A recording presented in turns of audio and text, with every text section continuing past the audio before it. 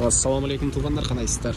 Назарыңыздарға қайрадан эле базары жоқ каналы. Бүгін 6 декабрь 2022 жыл мен Бишкек шаарынын батыш тарабы Новопавловка Алтын Ордо конушунан сіздерге бир сатылуучу үй көргөзмөкчүмүн. Биринчи эле болуп баруу жолун түшүндүрөйүн туғандар. Азыр мен турган жер Фрунзе трассасы жана Алтын Ордого кирип кеткен негизги көчөнүн кесилишинде турам. Ушул жол менен түз эле түшүп барсаңыздар Алтын Ордо конушунда сатылуучу үйүбүз жайгашкан. Анан ал жака баруу үчүн бул жактагы могу Газпром заправкасынан же болбосо могу Глобус супермаркетинен аренда алсаңыздар болот. Ушул экөөнүн ортосундагы көчө менен түз түшүп бара бересиздер тугандар. 199 маршрутканын конечный жакын жерде сатылуучу үйүбүз жайгашкан. Үйүбүзгө чейин 199 маршрутка менен барсаңыздар болот, жана ошондой эле бул жерге чейин көптөгөн маршруткалар менен келсеңиздер болот, жана ошондой Бишкек шаарынын бурчусуна көптөгөн маршруткалар менен ушул жерден бара аласыздар тугандар. Анан Киркамстром Дордой Моторстор деле анча деле алыс эмес сатылуучу үйүбүзгө. Бат эле машинеңиз менен барып калсаңыздар болот. Мына ушундай. Анда мен сатылуучуга карай жол алдым тугандар. Сиздер күн сайын Бишкек шаарынан Чүй областынан сатылуучу үйлөрдү, квартираларды, жер участокторду көрүңүздөр келсе, подписаться баскычын басып кетиңиздер. Мынакей тугандар, келүү жолун түшүндүргөнчө бүгүнкү чыгарыштагы сатылуучу үйгө да жетип келип калдым. Бул үйүбүздүн көчө тарабы. Так, түштүк чек арасы мынакей бул кошунанын заборунан башталат. Түндүк чек арасы бул кошунанын воротасына чейин болуп калат. Жалпысынан жердин аянты 5 соток тугандар, документтер боюнча кызыл кити бар экен. Анан бул көчө Акниет көчөсү. Түз чыксаңыздар, профсоюздун уландысына чыга аласыздар. Жана кийинки көчөдө бул жерде туш тарапта эле 199 маршрутканын конечный деле бар. Кааласаңыздар 199 маршрутка менен келсеңиздер деле болот. Эгер өзүңүздөрдүн машинеңизди жүрсөңүздөр бул жактан түз чыксаңыздар деле болот тугандар. Андан ары эми коросуна кирип калган маалыматтарды берейин. Анан айта кетчү нерсе, мектеп чоң жолдун жээгинде азыркы учурда садиктер, частный садиктер бул жерде толтура бар деген оюн айтты үй ээси. Анан мектепке деле балдар жөө эле барып келишет деген оюн айтты үй ээси тугандар. Андан ары бул мынакей үйүбүздүн короосунун көрүнүшү. Жердин аянты 5 соток. Бул жакта узун туурасы 10го 9 болгон үйүбүз. 10го 9 болгон үй. Так, стенасы бышпаган кирпич, сейсма пояс, колонналар коюлган. Өзүм үчүн салгам дейт, сапаттуу эле кылып тургандар. Сейсма пояс, фундамент барына арматуралардан тыштап сапаттуу кылып куйганбыз деген оюн айтты. Негиз боюнча мансард деле кошуп алсаңыздар болот дейт. Сейсма пояс, колонналар бар. Андан ары мынакей кошуналар менен болгон чек ара. Пескоблок менен тегеренте тосулган, бардык жак забор, алды тарабынан кенен бир 2-3 машина баткандай жер, жана чыгыш участоктун чыгыш тарабына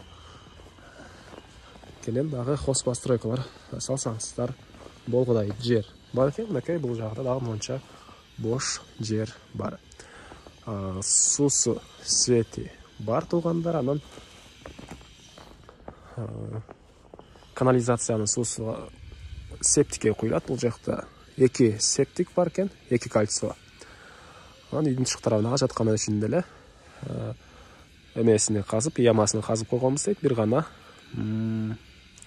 стенасын эле көтөрүп койсоңуздар үйдүн тышкы тарабына жаткан деле даяр экен тугандар. Мына ушундай. Эми андан ары бул үйүбүздүн чыгыш тараптан көрүнүшү. Мынакей сейсма поястын арматуралары бул жактан көрүнүп турат.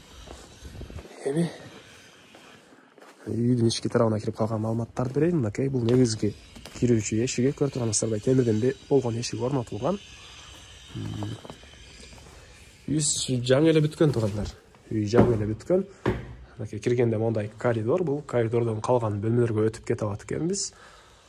Стяжкалары куюлган, ички тарабы штукатурка болгон, электропроводдор тартылып, мынакей баары киргизилген канализациянын трубалары деле төрүндө могу түз киргендеги бул санузел расчет алынган бөлмө. Окей, канализациянын трубалары баары орнотулган. Канализациянын суусу септикке куюлат, 2 кольцо бар туугандар. Андан ары бул жакта киргенде эле оң тарапта бир детский бөлмө. Түштүк тарабынан терезелер орнотулган, пластик терезелер. Окей. Андан кийинкиси бул жакта зал. Окей, стяжкасы коюлган, түндүк тараптан чоң терезе орнотулуптур. Терезелер 3 кабат айнектен турат дейт, үй ээси. 3 кабат экен. Айне. Андан ары.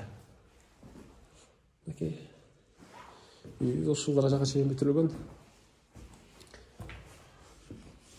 Шпаклевка.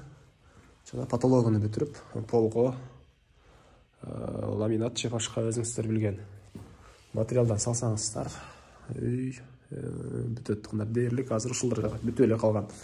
Бул бөлмөбүз кухня. Окей. Бул жака раковина үчүн мынакей канализациянын трубасы орнотулган. Батыш тараптан терезелер орнотулуптур. Ушундай көрүнүштө туугандар.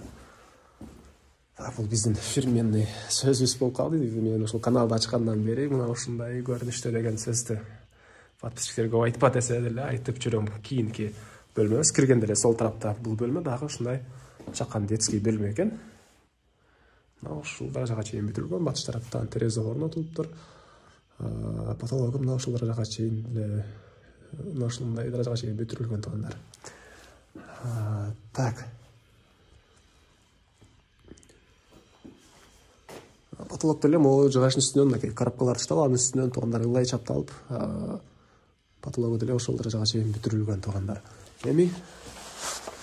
Эмне маалымат?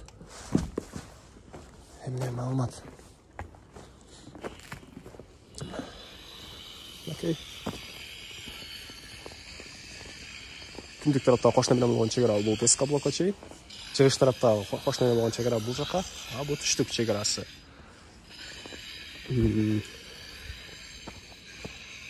Так. Жерин аянты 5 соток. Так, баасы туугандар $35,000 деп атышат үй ээлери. Анан дагы сүйлөшүү болот.